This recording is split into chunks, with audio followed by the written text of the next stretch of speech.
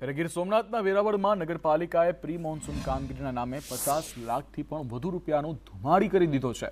જી હા, પરંતુ આ સિઝનના પહેલા વરસાદે જ આ પ્રી મોન્સૂન કામગીરીની પોલ છતી થઈ ગઈ છે। ગુલાબનગર અને શાંતિનગર સહિતની 5 સોસાયટીમાં વરસાદ બાદ ગટરના ગંદા પાણી ઉભરાવવાની સમસ્યા વકરી છે, જેનાથી તંત્રની પ્રી મોન્સૂન કામગીરી ફક્ત કાગળ પર જ હોય તેવું લાગી રહ્યું છે।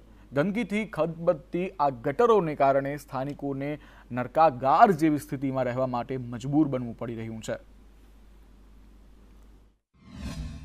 પ્રભાસ પાટણમાં આપે જે વિસ્તારનું નામ કે ત્યાં ડોસિયામ વિસ્તાર તરીકે આખો ભાગ ઓળખાય અને એ મુખ્ય ડ્રેનેજની આપણે ખૂબ સારી સફાઈ કરેલી છે, પણ આ ભાગ થોડો ભૌગોલિક રીતે વિશિષ્ટ હોવાથી એનું તમામ પાણી સોમનાથ સરોવર તરફ જાય છે અને એક બે જગ્યાએથી હજુ આપણે એને વહન કરીને ડાયવર્ટ કરવાનું કામ બાકી રહેલું છે। વેરાવળ સોમનાથ જોડિયા શહેરમાં પ્રભાસ પાટણ વિસ્તારમાં લોકો ભારે હાલાકીનો સામનો કરી રહ્યા છે। અહીં મિનિમમ 20 થી 25,000 લોકો વસવાટ કરે છે। આ જૂનો મેઇન રસ્તો ડોસિયામનો છે, વેરાવળ પાટણ સંયુક્ત નગરપાલિકામાં આવે છે। આ પૂરું પાટણ શહેરનું પાણી અહીંયા આવે છે, પૂરું પાટણ શહેરનું પાણી અહીંયા આવે છે। આવી નાની ગટર છે અને ખુલ્લી ગટર છે, તમે બતાવી શકો છો, અને ખુલ્લી ગટર બી રોડ તૂટેલો છે।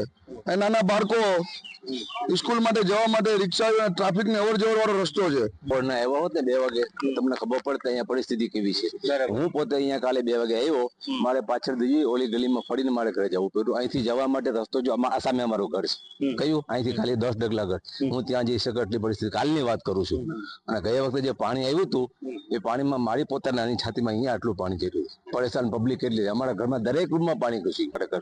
વારંવાર રજૂઆત કરવા છતાં પણ અમારી કોલોનીની પોઝિશન એવી છે કે અત્યારે નીકળાતું નથી। કેટલી વાર રજૂઆત નહીં તો 5 થી 7 વખત રજૂઆત કરેલી છે નગરપાલિકામાં। પાલિકા તંત્રની ગંભીર બેદરકારી હાલ સામે આવી છે।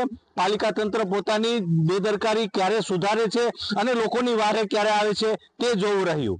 રાકેશ આહિર, સંદેશ ન્યૂઝ, ગીર સોમનાથ।